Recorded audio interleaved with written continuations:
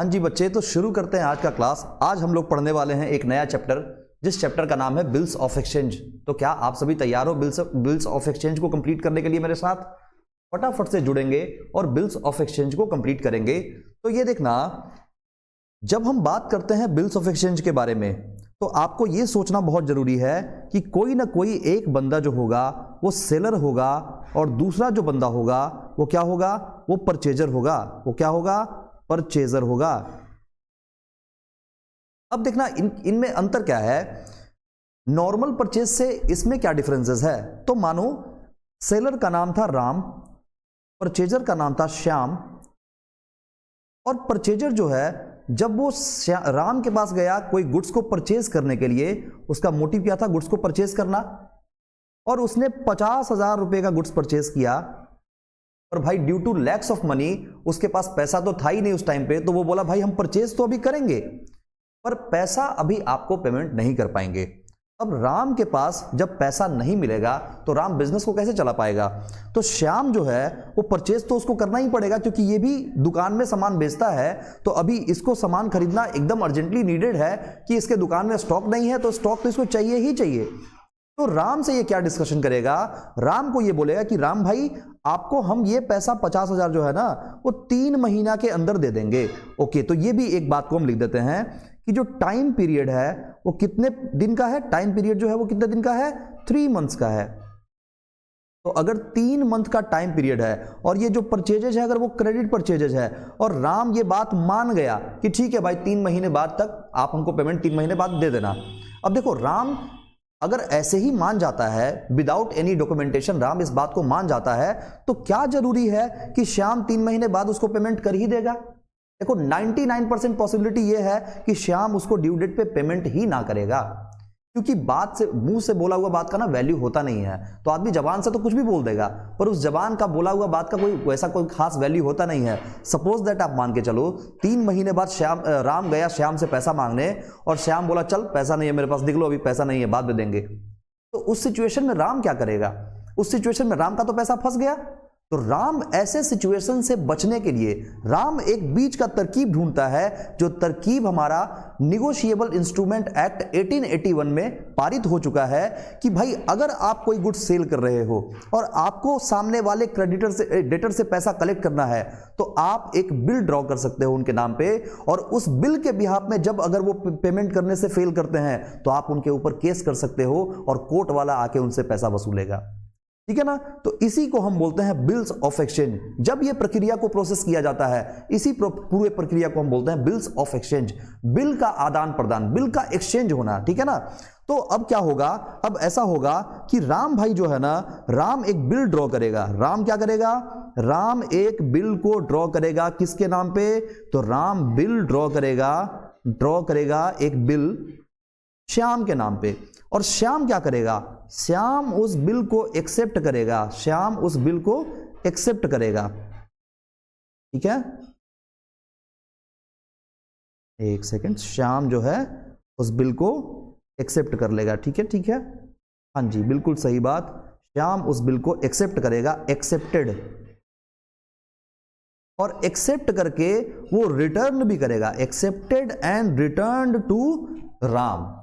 अब जैसे ही ये बिल राम भाई के पास आया तो राम बोलेगा ये बिल मेरे लिए वैलिड बिल हो गया। अब इस बिल का वैल्यू मेरे पास है। जब तक श्याम उस बिल को एक्सेप्ट ना कर ले तब तक उस बिल का कोई वैल्यू है ही नहीं। तो ये बात बिल्कुल दिमाग में रख के चलना कि जब तक वो बिल एक्सेप्ट नहीं हो जाता तब तक उस बिल का कोई वैल्यू नहीं होता है। ठीक है ना? अच्छा, तो क्या कंसीक्वेंसेस होंगे भाई, जरा ये भी देखते हैं। अच्छा, पेमेंट मिलने का, अब देखो पेमेंट तो यहां, सेल तो यहां हो गया। अब राम ने ये बिल को एक्सेप्ट किया। राम इस बिल के साथ क्या क्या कर सकता है, इन सारे कंसीक्वेंसेस पे एक बार बात कर लेते हैं। सबसे पहला बात करते हैं हम दोनों का एक अकाउंट खोलते हैं और उस अकाउंट में ट्रांजैक्शंस को रिकॉर्ड करना शुरू करते हैं। जरा देखना, एक तरफ है राम का अकाउंट और एक तरफ है श्याम का अकाउंट। दोनों का अकाउंट खुल चुका है। अब पहला काम क्या हुआ था? पहला काम हुआ था sold goods to Shyam. Sold goods to Shyam. Shyam को सामान बेचा गया, कितने का? 1,00,000 रुपए का बेचा गया। अच्छा जी, तो जब श्याम को सामान 1,00,000 रुपए का बेचा गया तो राम भाई क्या एंट्री मारा होगा? राम बोला होगा हमने सेल किया है ना, हमने सेल किया है तो हमारा इनकम हुआ होगा ना, और किसको सेल किया है? श्याम को सेल किया है ना, तो श्याम के अकाउंट को वो डेबिट कर देगा और क्या करेगा? सेल नाम का इनकम इंक्रीज करके क्रेडिट कर लेगा। कितने से? 1,00,000 रुपए से, 1,00,000 रुपए से। और नरेशन क्या डालेगा? Being goods sold to Shyam. उसके बाद जरा चलना इधर, श्याम ने क्या किया? श्याम ने परचेज किया, तो परचेज्ड गुड्स फ्रॉम राम। कितने का भाई?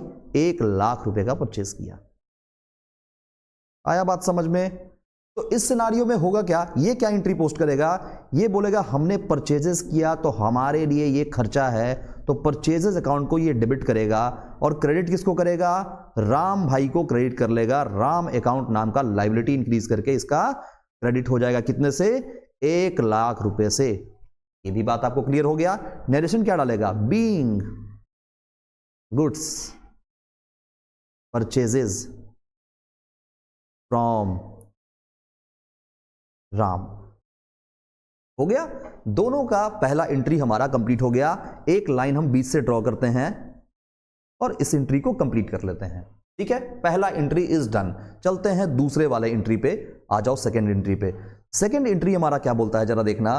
सेकंड एंट्री बोलता है कि अब बिल ड्रॉ हुआ, और बिल किसने ड्रॉ किया? याद रखना, जो बिल ड्रॉ करता है उसको ड्रॉअर बोलते हैं, और राम भाई साहब ने बिल ड्रॉ किया था तो राम क्या बन जाएंगे? ड्रॉअर बन जाएंगे। ठीक है, और जिसके ऊपर बिल ड्रॉ किया गया वो कौन बनेगा? वो ड्रॉई बनेगा। और अगर ड्यू डेट तक बिल ये अपने पास होल्ड करके रखे रह गए राम साहब, तो पेई भी यही होंगे। तो जो ड्रॉअर होता है वही पेई भी होता है। उस पर हम आगे डिस्कशन करेंगे, पहले ड्रॉअर ड्रॉई पे बात हमने कर लिया।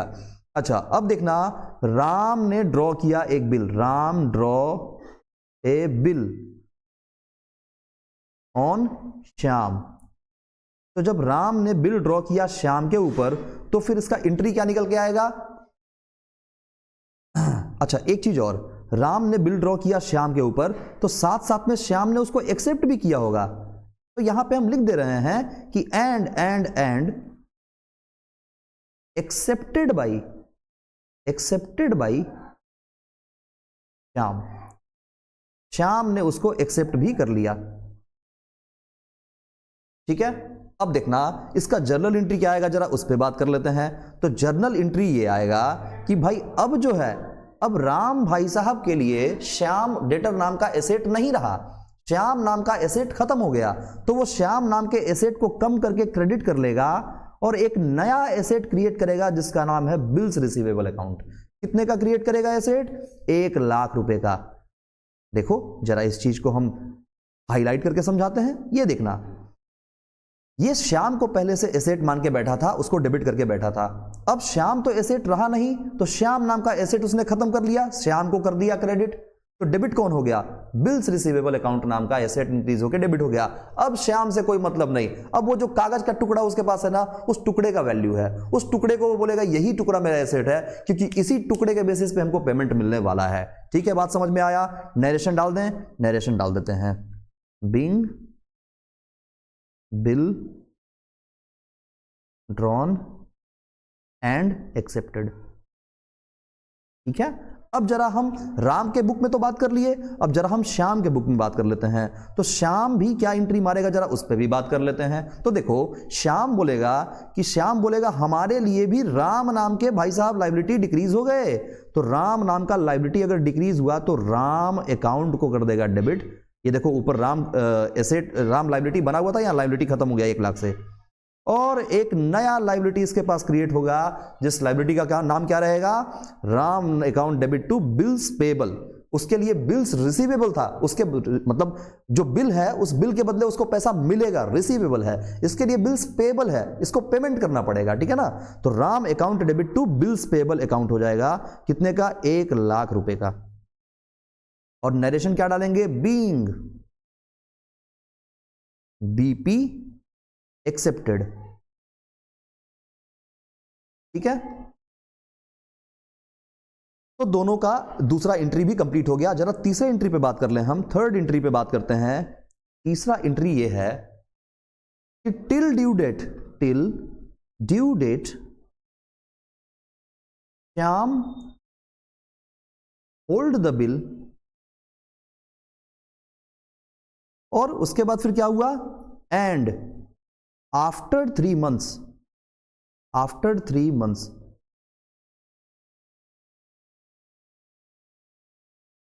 he did payment to Ram. तो कितना अच्छा बात हो गया, पूरे 3 महीने तक श्याम ने उस बिल को होल्ड किया, और जैसे ही 3 महीना कंप्लीट हुआ तो उसने राम का पेमेंट कर दिया। अब इसके लिए देखना जनरल एंट्री क्या आएगा, जरा दोनों के बुक में हम बात कर लें एक बार। तो देखो राम क्या बोलेगा, राम बोलेगा पैसा आया, राम बहुत खुश हो जाएगा, अपने कैश अकाउंट को वो डेबिट कर देगा, और साथ में ऊपर जो बिल्स रिसीवेबल नाम का एक एसेट क्रिएट किया था 1 लाख रुपए का, वो एसेट को खत्म कर लेगा, क्योंकि वो एसेट तो उसको लौटाना पड़ेगा ना, उस एसेट को वापस करना पड़ेगा ना। तो क्या बोलेगा ये, बीइंग कैश रिसीव्ड, और नरेशन इसका हो गया क्लियर, ये हो क्वेश्चन भी हो गया क्लियर। अब जरा एक बार श्याम के बुक में बात कर लेते हैं। तो श्याम क्या बोलेगा, श्याम बोलेगा मेरा बिल्स पेएबल नाम का लायबिलिटी खत्म हो गया, उसको हम डेबिट कर देंगे 1 लाख रुपए से, और हमने पेमेंट सामने वाले को कर दिया, तो मेरा कैश नाम का एसेट चला जाएगा कितने से, 1 लाख रुपए से, बीइंग कैश पेड। ठीक है, तो दोनों ही काम हो गया, दोनों के बुक में ट्रांजैक्शन रिकॉर्ड हो गया, और आई होप आपको ये बात भी समझ में आ गया होगा। चलते हैं चौथे पॉइंट पे। अब जरा केस 1 था ये, इसको हम केस 1 बोल देते हैं। ठीक है, तो दिस इज केस 1। केस 1 में हमने ऐसा किया, तो जरा अब ये देखते हैं केस 2 में क्या करेंगे। आओ केस 2 पे बात करते हैं। केस 2, अब यहां केस 2 में क्या हुआ,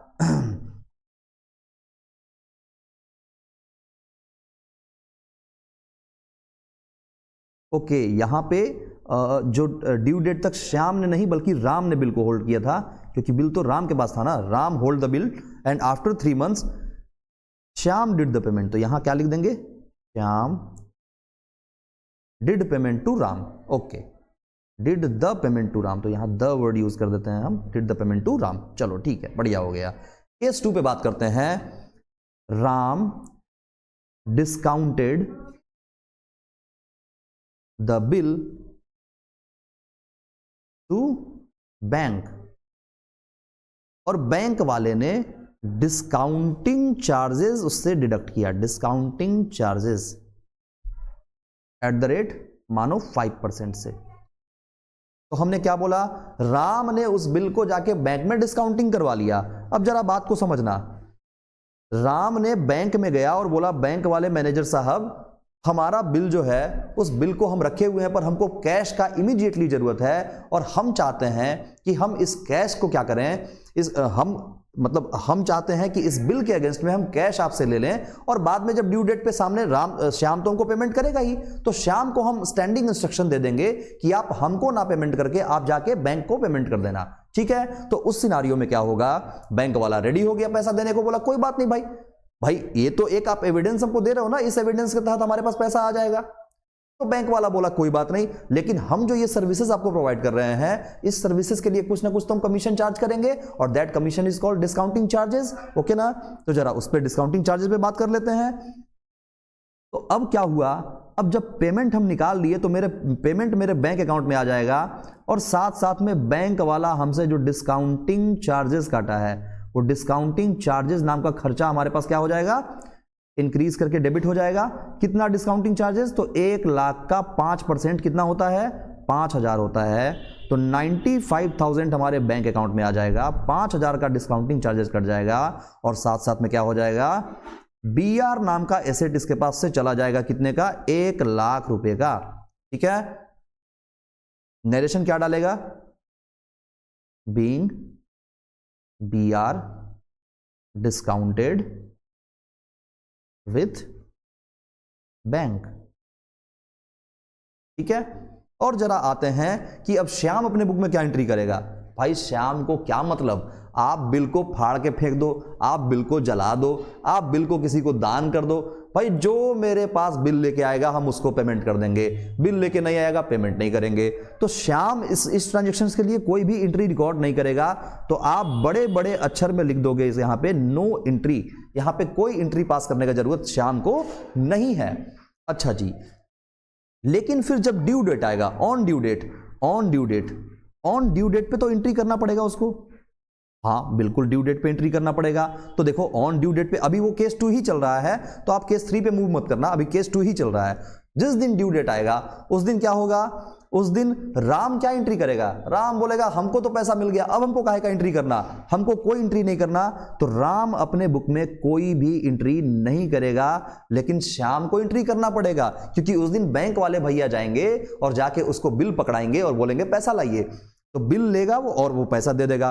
तो वो बोलेगा मेरे पास बिल्स पेबल नाम का लायबिलिटी अब खत्म हो गया, और साथ साथ में मेरे से पास से कैश नाम का एसेट चला गया। तो BP account debit to cash कितने का, इसको पूरा 1 लाख रुपया बैंक को चुकाना पड़ेगा। और यही तो 5,000 बैंक का मार्जिन था कि भाई बैंक वाले ने सर्विसेज प्रोवाइड किया तो सामने वाले को 95,000 दिया और ये 1 लाख रुपया कलेक्ट कर लिया। ठीक है ना। नरेशन क्या डालेंगे, बिंग पेमेंट मेड। इसको नहीं मतलब है बाकी चीजों से, ठीक है ना, इसको मतलब है अपना पेमेंट कर देने से। ठीक है, श्याम अपना पेमेंट करेगा और इसका कहानी यहीं पे समाप्त हो जाएगा। ठीक है, चलो तो ये केस 2 भी अपना खत्म हो गया। केस 3 पे चलते हैं जरा, हम केस 3 को देखते हैं कि केस 3 पे हम क्या करेंगे। ये देखना जरा केस 3। अब क्या हुआ, अब राम ने ऐसा किया, Ram endorsed the bill to Lakshman. ठीक है, लक्ष्मण कौन था उसका, राम का क्रेडिटर था लक्ष्मण। और क्रेडिटर आया, बोला राम भैया मेरे पास ना पैसा आपका बकाया था, वो पैसा जरा जल्दी से हमको आप पेमेंट कर दीजिए। बोला भाई देखो पैसा तो मेरे पास नहीं है, पर मेरे पास एक ऐसा एसेट है जिस एसेट के जरिए 3 महीने बाद पैसा तुमको गारंटी मिल जाएगा। बोला भाई जो आ रहा है आने दो।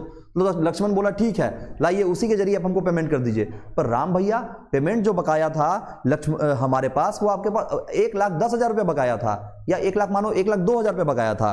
तो लक्ष्मण का पेमेंट हम यहाँ लिख भी दे रहे हैं, रुपीज 1,02,000 जो था ये इतने का आउटस्टैंडिंग था। ठीक है, 1,02,000 बकाया था। राम बोला भाई कहां से 2,000 देंगे, पैसा है ये नहीं है, यही 1 लाख का चेक है मेरे पास, लेना है तो लो और लेके कहानी खत्म करो। श्याम बोला जो पैसा, लक्ष्मण बोला जो पैसा आ रहा है लेके खत्म करते हैं। श्याम तैयार, फटाफट से तैयार हो गया श्याम। अब जरा हम 3 अकाउंट यहां बनाएंगे कि राम के बुक में, श्याम के बुक में और लक्ष्मण के बुक में, तीनों के बुक में क्या ट्रांजैक्शन रिकॉर्ड होगा, जरा उस पर हम बात कर लेते हैं। तो ये है आपका राम का बुक, ये है आपका श्याम का बुक, और ये है लक्ष्मण का बुक। तीनों के बुक में हम बात करने वाले हैं। ठीक है, राम के बुक में क्या होगा जरा ये देखना। राम ने बिल को इंडोर्स किया है किसके नाम पे, लक्ष्मण के नाम पे। तो राम के हाथ से बीआर चला गया, बीआर नाम का एसेट डिक्रीज हो गया, लेकिन साथ साथ में लक्ष्मण नाम का लायबिलिटी भी तो डिक्रीज हुआ। तो लक्ष्मण नाम का लायबिलिटी डिक्रीज हुआ 1,02,000 से, और बीआर नाम का एसेट चला गया कितने से, 1 लाख रुपए से। तो भाई अभी इसको फायदा हो गया कि नहीं, 2,000 रुपए का बैठे बिठाए राम को फायदा हो गया। और अब श्याम, अच्छा यहां क्या लिखेंगे नरेशन में, बीइंग बीआर इंडोर्स्ड। अब फटाक से हम लक्ष्मण के बुक में एंट्री रिकॉर्ड कर लेते हैं। लक्ष्मण बोला पैसा तो नहीं आया, लेकिन बीआर नाम का एसेट हमारे पास आ गया। तो BR account debit to BR हमारे पास कितने का आया, इसके पास बेचारे का, इसके पास जो बीआर आया वो बीआर आया है केवल और केवल 1 लाख रुपए का।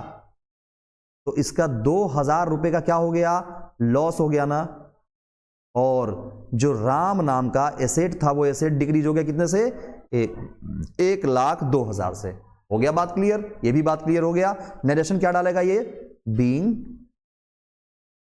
B R received. हो गया, इतना ही बात करना है, ज्यादा बात करना ही नहीं है। अच्छा फिर बात करते हैं श्याम के बुक में क्या ट्रांजैक्शन रिकॉर्ड होगा। श्याम बोलेगा यार तुम लोग कुछ करो, हमको तो ड्यू डेट पे मतलब है, ड्यू डेट पे जो पैसा मांगने आएगा उसी का हम हिसाब देखेंगे, ड्यू डेट से पहले हम कोई बात नहीं करने वाले हैं। तो हमेशा याद रखना ऐसे सिचुएशन में श्याम क्या एंट्री करेगा, कोई एंट्री नहीं करेगा। बड़े बड़े अक्षर में आप लिखोगे no entry should be passed. ठीक है, चलते हैं आगे आगे आगे आगे, अगले केस पे चलते हैं। केस 3 भी हमारा कंप्लीट हो गया। अच्छा एक चीज और, ड्यू डेट पे पेमेंट का बात कर लेते हैं जरा, ड्यू डेट पे, ऑन ड्यू डेट पे भी बात कर ही लेते हैं हम साथ साथ में। तो जरा देखो ऑन ड्यू डेट पे क्या होगा, हम यहां लिख दे रहे हैं on due date. On due date, due date पे क्या ट्रांजैक्शन रिकॉर्ड होगा? तो देखो ड्यू डेट पे राम को अब कोई मतलब है क्या? राम को कोई मतलब ही नहीं है, जो ट्रांजैक्शन रिकॉर्ड करना था बीआर इसके पास से चला गया, तो अब ये कोई भी एंट्री रिकॉर्ड नहीं करेगा। तो जो लक्ष्मण है वो एंट्री रिकॉर्ड करेगा क्या? हाँ, लक्ष्मण और श्याम अब एंट्री रिकॉर्ड करेगा, मतलब बिल जिस से बिलोंग कर रहा है वो इस ट्रांजैक्शन को रिकॉर्ड कर लेगा। ठीक है, अभी तो डिजोनर वाला केस बाकी है, तो जब इसको पूरा कंप्लीट करेंगे तो अभी डिजोनर पे भी हम आएंगे। तो अभी इस पे हम आगे चल लेते हैं। लक्ष्मण क्या एंट्री रिकॉर्ड करेगा? देखो ड्यू डेट पे पेमेंट करने में कोई दिक्कत नहीं किया, श्याम जो है वो पेमेंट एकदम टाइमली कर दिया। तो पेमेंट जब मिल गया इसके पास, लक्ष्मण के पास, तो लक्ष्मण बोलेगा कि मेरे पास बैंक नाम का एसेट इंक्रीज हो गया, कितने से? 1 लाख रुपए से, और साथ साथ में हमारे पास जो बीआर नाम का एसेट था 1 लाख रुपए का, वो चला गया। और नरेशन क्या डालेगा? Being cash received. बोलो ये कोई टफ चैप्टर है क्या? बहुत इजी चैप्टर है भाई। अच्छा, ये श्याम क्या एंट्री करेगा? श्याम बोलेगा मेरा बीपी नाम का लायबिलिटी लाओ भाई, बीपी नाम का लायबिलिटी हम खत्म करना है, हमको फाड़ के फेंकना है उसको। ये उसको फाड़ के फेंक देगा और साथ साथ में ये पेमेंट कर देगा। तो BP account debit to cash 1 lakh रुपया, ये यहां भी आ गया। नरेशन क्या डालेगा? बीइंग कैश पेड, और इसका भी कहानी खत्म, बीआर का कहानी यहां पे समाप्त हो गया। तो इसी के साथ केस 3 भी समाप्त हो गया।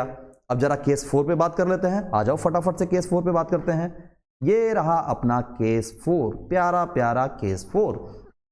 देखना इसमें बोला जाता है bill sent for collection, bill sent for collection. ये क्या होता है? ये ऐसा होता है कि हम गए बैंक में, मतलब राम गया बैंक में और बोला देखिए मेरे पास एक बिल पड़ा हुआ है, आप इस बिल को अपने पास रख लीजिए, जिस दिन ड्यू डेट आएगा आप चले जाइएगा श्याम के पास, श्याम से पैसा ले आइएगा और लाके आप मेरे अकाउंट पे डिपॉजिट कर दीजिएगा। बस एक छोटा सा काम हम आपको बैंक वाले भैया दे रहे हैं। बैंक वाले भैया बोले डन। ठीक है, तो जिस दिन बिल को भेजा गया बैंक में कलेक्शन के लिए, उस दिन क्या एंट्री रिकॉर्ड होगा जरा देखना। राम और श्याम दोनों के बुक में बात करते हैं। तो राम के बुक में क्या एंट्री होगा? बिल को भेजा गया कलेक्शन के लिए, तो bills Saint for collection, bills Saint for collection नाम का एसेट इंक्रीज करके डेबिट हो जाएगा, और इसको हम डेबिट कर देंगे कितने से? 1 लाख रुपए से। और क्रेडिट किसको करेंगे भाई? बीआर चला गया ना, तो 1 लाख से बीआर चला गया, 1 लाख से हम क्रेडिट कर देंगे। अच्छा, ये हो गया पहला एंट्री। इसका पहला एंट्री क्या होगा? बोलेगा भाई कहे ना तुम कुछ भी करो बिल के साथ, हमको कोई मतलब नहीं है, हमको बस ड्यू डेट पे पेमेंट करने से मतलब है। तो श्याम जो है वो कोई भी एंट्री पोस्ट नहीं करेगा इस जगह पे। पर चलो दूसरे पॉइंट पे आते हैं। जिस दिन ड्यू डेट आया, ड्यू डेट के दिन क्या ये कुछ कलेक्शन का एंट्री करेगा क्या?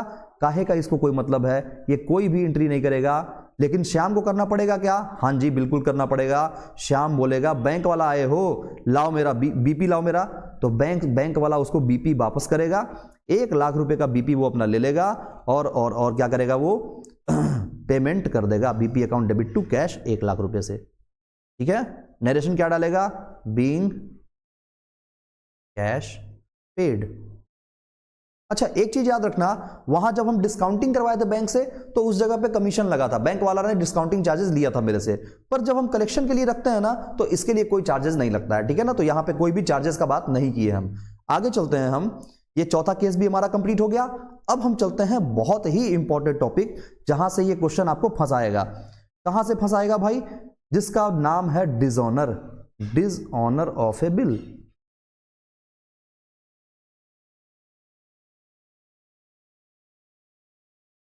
Dishonoured of A bill.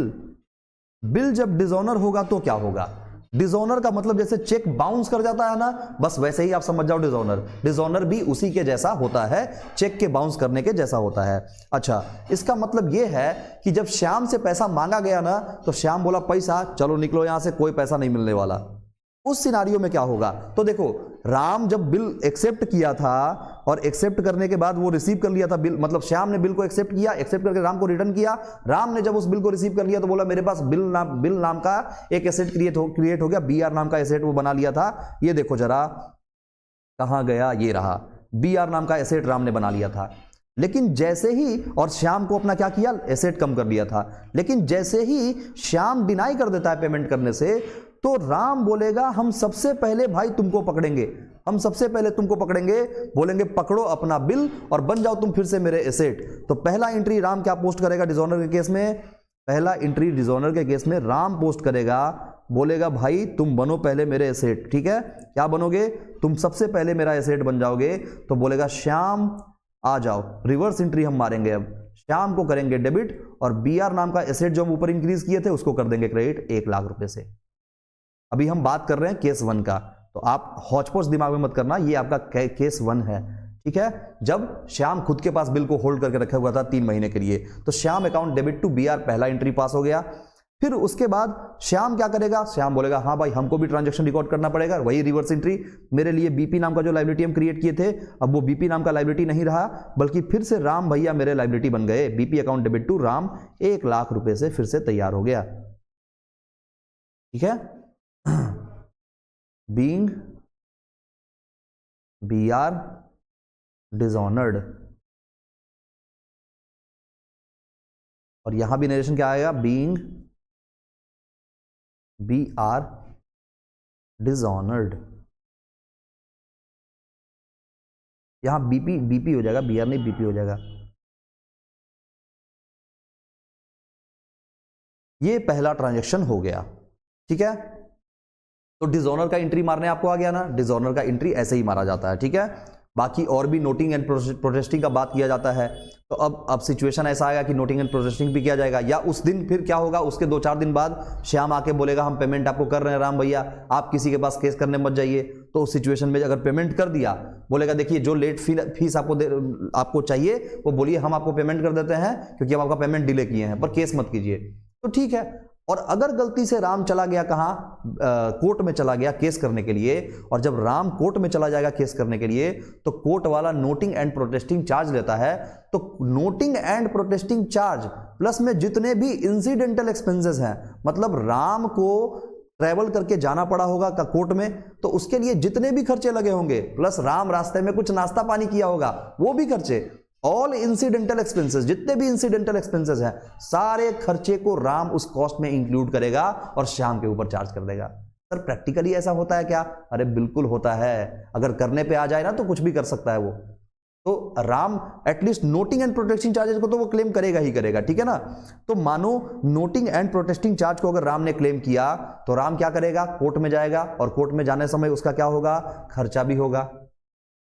तो अगर वो कोर्ट गया है, खर्चा किया है, तो आप इसी में एक लाइन हम ऐड कर दे रहे हैं, यहीं पे एक लाइन ऐड हो जाएगा जो हम फटाफट यहीं पे ऐड कर दे रहे हैं विदाउट एनी फर्दर नोट। चलो यहीं पे डाल देते हैं हम क्या, टू कैश, और ब्रैकेट में लिख देना नोटिंग चार्जेस। नोटिंग चार्जेस कितने का, मानो 100 रुपए का खर्चा किया, तो 100 रुपया वो राम कैश में अपने पैकेट से खर्चा किया होगा, और उस पैसे को भी वो किससे रिकवर करेगा, श्याम से ही रिकवर करेगा। तो श्याम को अपना एसेट बना लिया उस पैसे से भी, तो श्याम बोलेगा हाँ भाई गलती तो हम किए हैं, तो चलो आप तो गलत थोड़ी ना किए हो, आप तो सही ही किए हो, तो आप हमको बनाए हो एसेट, तो हम आपको बनाएंगे अपना लाइबिलिटी। और कैसे बनाएंगे, कितने से बनाएंगे, तो देखो 1 लाख का BP तो था ही, पर राम को वो कितने से बनाएगा अपना लाइबिलिटी, राम को वो 1,01,100 रुपए से बनाएगा अपना लाइबिलिटी। क्यों, क्योंकि उसके लिए ये नोटिंग चार्ज जो था ये इसी का खर्चा था। तो नोटिंग चार्जेस नाम का एक्सपेंसेस को ये क्या करेगा, इंक्रीज करके डेबिट कर लेगा, कितने से, 100 रुपीज से। ठीक है, और उसके बाद फिर क्या करेगा, ये अपने टाइम पे आके पेमेंट कर देगा श्याम को, तो पेमेंट कर देगा तब तो कोई दिक्कत की बात ही नहीं है, बाद में ये पेमेंट करेगा, पेमेंट तो करना ही पड़ेगा। तो जब पेमेंट करेगा तो क्या होगा, इसके पास कैश फिर से आ जाएगा, तो ये कैश को डेबिट कर लेगा 1 लाख रुपए से, और साथ साथ में 1 लाख नहीं सॉरी 1,01,100 रुपए से, क्योंकि वो 100 रुपया नोटिंग एंड प्रोटेस्टिंग वाला भी तो लेगा। Cash account debit to Shyam नाम का एसेट को कम कर लेगा, टू श्याम 1,01,100 रुपया। ठीक है, और इसी के साथ ये वाला पॉइंट कंप्लीट हो जाता है आपका। आप क्या लिखोगे यहाँ पे, being cash receive from Shyam, being cash received, इतना भी लिखोगे तो काम चल जाएगा, फ्रॉम श्याम लिख दोगे तो और अच्छी बात है, being cash received from Shyam. ठीक है, चलो इस पे आते हैं जरा। ये तो पेमेंट किया होगा, तो पेमेंट किया होगा तो क्या एंट्री पोस्ट करेगा, बोलेगा राम नाम का क्रेडिटर नाम का लायबिलिटी मेरा खत्म हो गया, कितने से, 1,01,100 रुपए से। साथ साथ में मेरा जो है वो कैश नाम का एसेट भी चला गया, कितने से 1,01,00,000 रुपए से। और नरेशन क्या डालेंगे, being cash paid to Ram. Done है। ये आपका दोनों पॉइंट यहां पे भी क्लियर हो गया केस 1 का। अब जरा केस 2 पे चलते हैं। केस 2 देखना, केस 2 पे चलते हैं। अब केस 2 में इसने बिल को क्या किया था, डिस्काउंटिंग करा लिया था बैंक से। बिल डिस्काउंटेड विथ बैंक, हम लिख दे रहे हैं बिल डिस्काउंटेड विथ बैंक। तो बैंक से बिल को डिस्काउंटिंग करा लिया गया था। अब बैंक वाला क्या बोलेगा, बैंक वाला जाएगा पैसा मांगने श्याम के पास। श्याम अगर पेमेंट नहीं करेगा तो श्याम को तो वो कुछ नहीं करेगा। श्याम उधर डंडा लेके दौड़ा है, भाई बैंक वाले भाई निकल जाओ यहां से, बड़ी पीटेंगे, पैसा वैसा हम देने वाले नहीं है। तो बैंक वाला बोलेगा हाथ जोड़ते हैं भैया, पैसा हमको आपसे चाहिए भी नहीं, हमको हम जिनको पैसा दिए हम उनको देख लेंगे। तो बैंक वाला राम को बोलेगा, ए राम ये पकड़ तू अपना बिल और तुम बन जा मेरा फिर से एसेट। वो तुम्हारे अकाउंट को क्या करेगा, डेबिट कर, तुम्हारे अकाउंट को क्रेडिट कर देगा। भाई बैंक वाला क्या करेगा, तुम्हारा अकाउंट बैलेंस कम करना है तो वो तुमको क्रेडिट कर देगा। बैंक वाला तो चलो डेबिट करता है, लेकिन आप क्या करोगे, आप बैंक को अपना लायबिलिटी मानोगे ना, या ये मानोगे कि एसेट उतने से कम हो गया। तो जब आपका एसेट कम होता है तो क्या होता है, क्रेडिट होता है या डेबिट, क्रेडिट हो जाता है ना।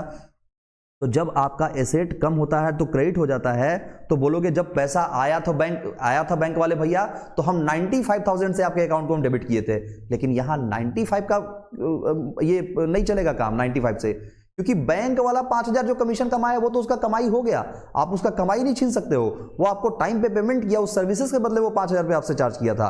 तो अब बैंक को आपको अपना लायबिलिटी बनाना पड़ेगा, कितने से, पूरे का पूरा 1,00,000 रुपए से। ठीक है, तो बैंक आपका हट जाएगा कितने से, 1,00,000 रुपए से। तो टू बैंक आप यहां लिख दोगे, टू बैंक आप लिख लोगे कितने से, टू बैंक अकाउंट 1,00,000 रुपीस। और आप ये एज्यूम करो, ऐसा एज्यूम करो कि बैंक वाला ही जाके केस कर दिया था, नोटिंग चार्जेस वो पेमेंट करके। तो बैंक तो वो नोटिंग चार्जेस भी मेरे से रिकवर करेगा, तो बैंक को तो हम पूरे पैसे से लायबिलिटी बनाएंगे। तो ये 100 रुपीज जो था नोटिंग चार्जेस का, उस 100 रुपीज को भी बैंक वाला ने मेरे से चार्ज कर लिया। तो बैंक वाला को हम उतने से पूरा लायबिलिटी बना लेंगे। तो अगर बैंक वाला मेरा कॉलर पकड़ने आया तो हम किसका कॉलर पकड़ेंगे, हम श्याम का कॉलर पकड़ेंगे। तो बोलेंगे श्याम भाई तुम बन जाओ मेरे एसेट, कितने से, 1,01,00,000 रुपए से। और नरेशन क्या डालेंगे, बीइंग BR डिसऑनर्ड। और श्याम क्या बोलेगा, बोलेगा बात तो जायज है भाई, एकदम सही बात है, मेरे पास बीपी मेरा लौट आया, बीपी नाम का लायबिलिटी मेरा 1,00,000 रुपए से खत्म हो गया। साथ में ये नोटिंग चार्जेस जो था वो तो मेरा ही खर्चा था ना। हम अभी बैंक के बुक में भी ट्रांजैक्शन आपको रिकॉर्ड करके बताएंगे। नोटिंग चार्जेस तो इसी का खर्चा था 100 रुपए का। तो BP account debit, noting charges account debit, to ये अपना लायबिलिटी किसको बनाएगा, राम को, क्योंकि राम ने इसको एसेट बनाया है। तो 1,01,00,000 रुपए से ये ट्रांजैक्शन रिकॉर्ड कर देगा। यहां क्या लिखेगा, बीइंग बीपी डिसऑनर्ड। ठीक है, और इसके साथ ये भी ट्रांजैक्शन हमारा क्या हो गया, कंप्लीट हो गया। अब ड्यू डेट फिर से होगा, भाई कोर्ट वाला डेट देगा, उस दिन वो पेमेंट कर देगा। तो जब पेमेंट कर देगा तो इसके पास पेमेंट आ जाएगा राम के पास। तो राम बोलेगा bank account debit to Shyam. और नरेशन क्या डालेगा, बीइंग पेमेंट रिसीव्ड, कितने से, 1,01,00,000 रुपया से, 1,01,00,000 रुपये से। और ये क्या एंट्री बोलेगा, ये बोलेगा राम नाम का लायबिलिटी खत्म हो गया। तो राम को डेबिट कर देगा 1,01,00,000 रुपये से, और टू बैंक 1,01,00,000। और नरेशन क्या डालेंगे, बीइंग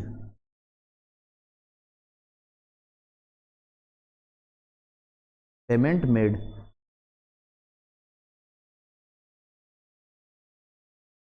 डन है। ये भी ट्रांजैक्शन आपका कंप्लीट हो गया। अब उसके बाद जरा हम बैंक के पर्सपेक्टिव से बात कर लेते हैं कि आखिर बैंक वाले ने कैसे 1,01,00,000 रुपया उसका अकाउंट कम किया। तो जरा देखो बैंक के पर्सपेक्टिव से एक बार, जरा बैंक देखो, बैंक क्या ट्रांजैक्शन रिकॉर्ड किया होगा।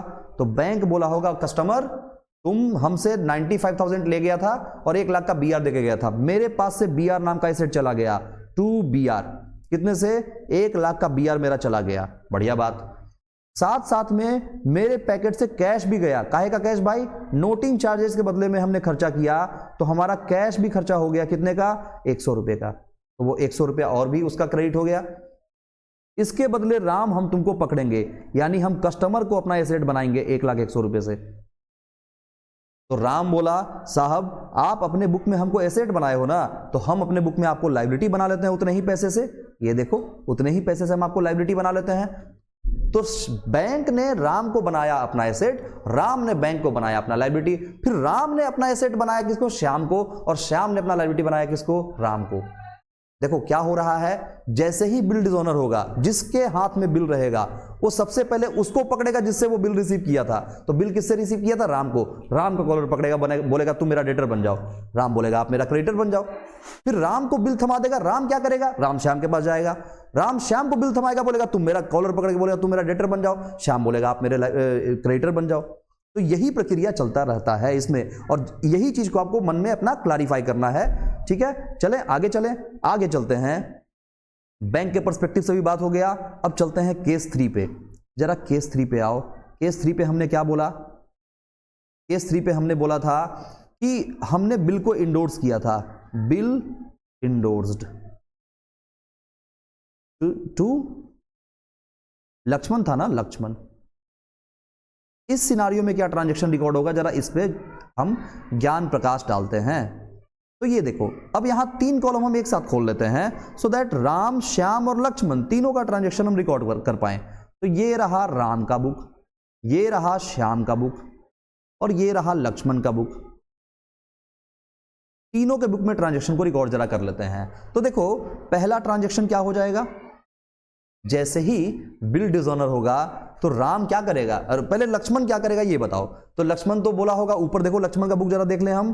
कहां गए लक्ष्मण साहब, कहां गए लक्ष्मण साहब? लक्ष्मण साहब को ढूंढा जाए, लक्ष्मण साहब को ढूंढा जाए। और ये रहा बिल इंडोर्स वाला कहानी। ये देखो लक्ष्मण साहब क्या एंट्री रिकॉर्ड किए थे।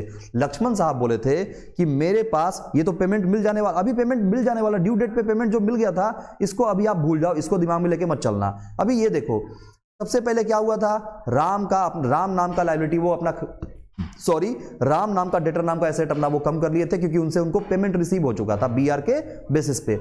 लेकिन अब तो ये BR नहीं रहा, अब ये BR तो वापस करना पड़ेगा राम को। तो लक्ष्मण क्या करेगा? BR नाम का एसेट कम कर लेगा और फिर से राम नाम का एसेट बढ़ा लेगा। तो वही काम लक्ष्मण के बुक में हम करवा देते हैं। देखो लक्ष्मण क्या करेगा? लक्ष्मण बोलेगा राम, हम तुम्हारा कॉलर पकड़ेंगे, तुम बन जाओ मेरे एसेट, और BR नाम का एसेट अपना लेके चले जाओ। लेकिन अब हम तुमको पकड़ेंगे कितने के लिए? पूरे 1,02,000 रुपए के लिए। वो 2,000 डिस्काउंट तो हम उस टाइम पे दे दिए थे, क्योंकि हमको पेमेंट मिलने वाला था। अब ये 2,000 रुपया नहीं डिस्काउंट होने वाला है। बिना सोचो, ऐसा कोई बेवकूफी करेगा क्या कि पेमेंट भी नहीं मिला और डिस्काउंट भी देना पड़ गया? नहीं। तो पकड़ेगा कितने के लिए? पूरे 1,02,000 रुपए के लिए। ठीक है, चलो इधर आते हैं राम के अकाउंट में। राम बोलेगा ठीक है भाई, तुम हमको एसेट बनाए हो ना, तो हम तुमको अपना लायबिलिटी बना लेते हैं। तो टू लक्ष्मण, और डेबिट किसको करेगा? बोलेगा अब तो हम तो श्याम का कॉलर पकड़ेंगे, तो ये श्याम को डेबिट कर लेगा। कितने से? 1,02,000 रुपया से यहां पे क्या करेगा? अब लक्ष्मण को क्रेडिट करेगा और श्याम को पकड़ेगा कितने के लिए? पूरे 1,02,000 रुपए के लिए, क्योंकि इसका 2,000 का नुकसान हुआ ना, इसका 2,000 का नुकसान हो गया फ्री फोकट का, तो पकड़ेगा उसको श्याम को ही ना। श्याम बोलेगा ठीक है, आप मेरा कॉलर पकड़ने आए हो ना, चलो हम आपको लायबिलिटी बना लेते हैं। तो वो राम को अपना लायबिलिटी बना लेगा। कितने से? 1,02,000 से, और बोलेगा कि मेरा BP नाम का लायबिलिटी खत्म हुआ कितने से? 1,00,000 रुपए से। और साथ में क्या हुआ? एक लॉस हमको क्रिएट हो गया P&L नाम का, जो कितने का हो गया? 2,000 रुपए का। ठीक है, ये तीनों के बुक में ट्रांजैक्शन रिकॉर्ड हो गया, और तीनों में एक ही सिमिलर नरेशन आ जाएगा। क्या? Being BR dishonoured. तो नरेशन आप मार लेना।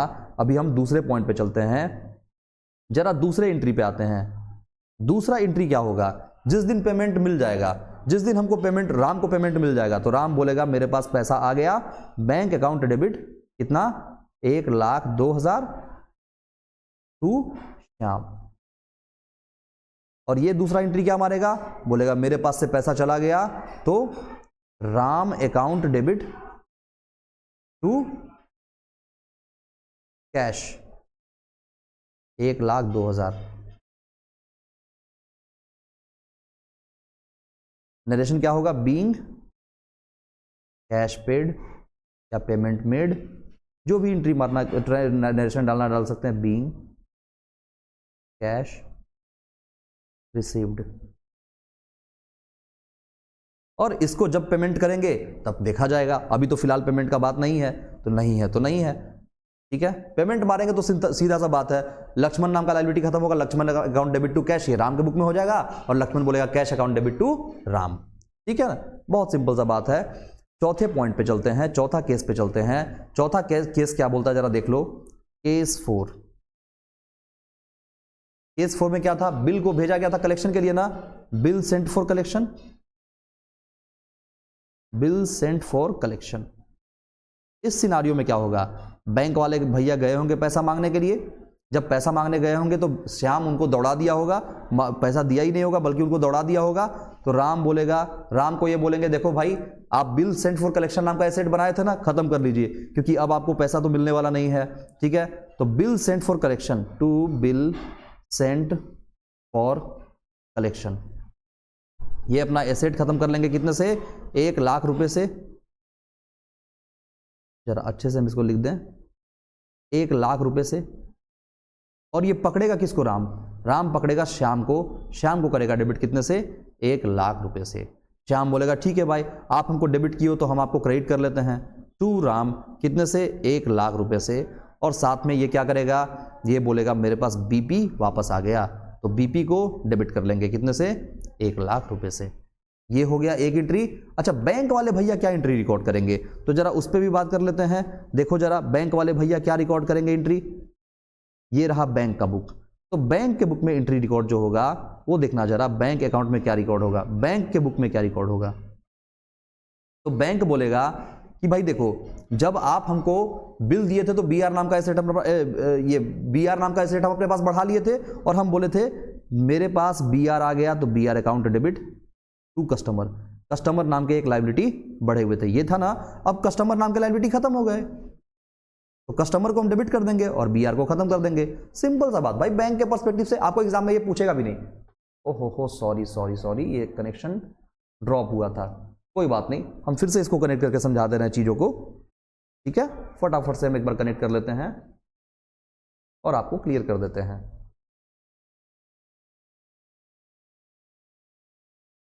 हाँ जी,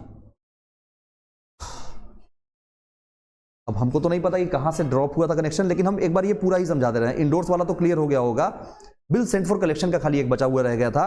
बिल सेंट फॉर कलेक्शन में क्या हमने समझाया, हम बोले बिल सेंट फॉर कलेक्शन में हमने बिल सेंट फॉर कलेक्शन को डेबिट किया था एसेट मान के, अब उसको खत्म कर देंगे कैसे, क्रेडिट करके, और पकड़ेंगे किसको, श्याम को, श्याम को एसेट बना लेंगे। श्याम को हम एसेट बनाएंगे तो श्याम हमको क्या करेगा, लायबिलिटी बना लेगा, और उसके बाद श्याम बोलेगा मेरे पास बीपी नाम का लायबिलिटी खत्म हो गया और आप राम भैया लायबिलिटी बनके तैयार हो गए।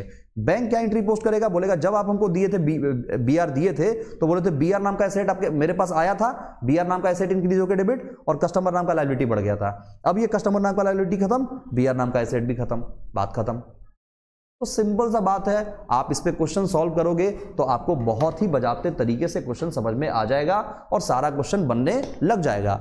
और जब आप बनाओगे और आपको कहीं से भी क्वेश्चन बनाने में परेशानी होगा तो आप एक बार मेरे से कांटेक्ट कर सकते हो, आप कमेंट कर सकते हो इस वीडियो में कि सर इसमें क्वेश्चन बनाने में हमको तकलीफ हो रहा है, आप एक और वीडियो बनाइए जिसमें किताब के क्वेश्चन को करा के भेज दीजिए, या किताब का क्वेश्चन नंबर भी आप बता सकते हो, टीएस ग्रीवाल बुक हो गया या जिस भी बुक से आप क्वेश्चन बना सकते हो उस बुक से क्वेश्चन आप हमको टेलीग्राम पे भेज सकते हो या कहीं भी भेज के आप हमको किसी भी सोर्स से आप हमको पहुंचा दो वो क्वेश्चन, हम उसको सॉल्व करके उसका वीडियो बना देंगे। इस वीडियो को देखने के लिए आप सभी का बहुत बहुत धन्यवाद। हम लोग मिलते हैं अपने अगले वाले वीडियो में।